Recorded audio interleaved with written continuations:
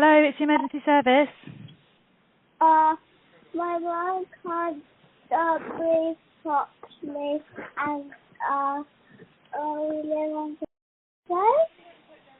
That's Colby Bridgman, who was just 5 years old when his mum collapsed at home last September. 999 call handler Liz Arklie had answered the phone and needed to find out from him what was wrong. Your mummy can't breathe properly. Okay, what's your name? Colby. How do you spell that? Yeah. But we're going to get some help to you, okay?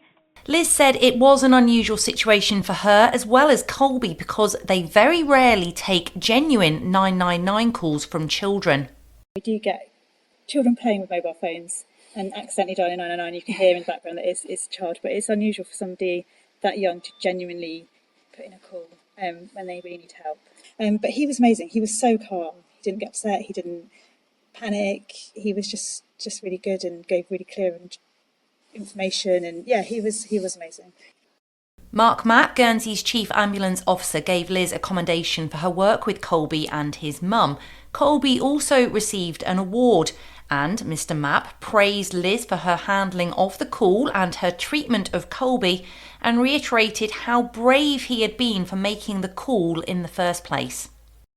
Anyone can dial 999, of course, in an emergency, but oddly, even adults sometimes do not know how to dial 999 and what the expectation is around questions. So he did a fantastic job.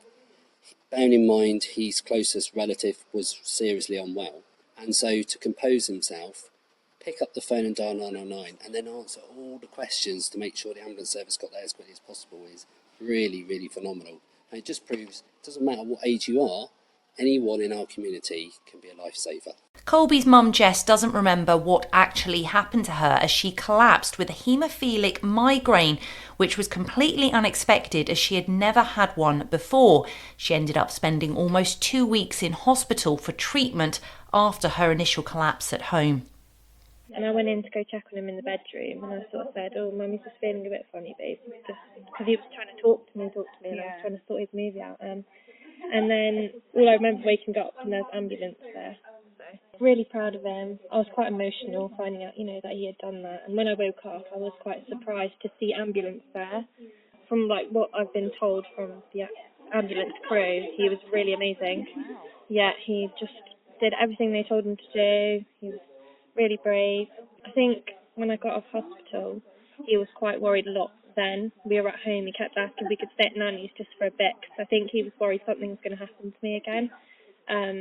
But then, he's been okay since. St John Ambulance do training sessions with children, but not any as young as Colby by routine. His mum had taught him how to dial 999 because they live at home, just the two of them, and that may well have saved her life. I think I did it more so because I'm a single parent and it's just me and him on our own. So it's like if something was to happen, it's only him there. So that's, a big thing for me. That's why I did it. Certainly St John are in year 5, year 7, year 8. Okay. They all receive 1 hour, so every class in every school in that year receive 1 hour of first aid, free first aid training in those years. And so, and that's also complemented by other activities like the Cardiac Action Group, who are within the island teaching how to save a life, CPR. So Guernsey really has led the way for some time in making it our presence in regards to first aid in all the schools. England are only just starting to introduce compulsory first aid lessons in schools, and we see the success of all this when people are surviving, these terrible unexpected incidents. So when you talk to Mummy, does she talk back to you like she normally does? She can't now because she's on the spare room floor lying down and she's closing her eyes. She's closing her eyes. The ambulance is on its way, Colby, okay? You're doing really well, okay? And when you try and talk to her again, is she going to talk to you? Mummy? Mummy? Did she say anything to you? No. The seriousness of the situation didn't seem to faze Colby at the time of his call, or indeed this week when he got to visit the ambulance station and have a play in an ambulance. But the crew and his mum all agree he's a superhero. Jennifer and Nick, who responded to the 999 call, were pleased to meet him again to see how he's been getting on. He was very calm on scene, very grown up, very helpful. He was an absolute credit to his mum. There's often children in the property that we're aware of. I guess it's just a bit more unusual that it's only one parent and one child, so nobody else to take care of the child. So we have to factor that in to what we're doing to look after him as well as her.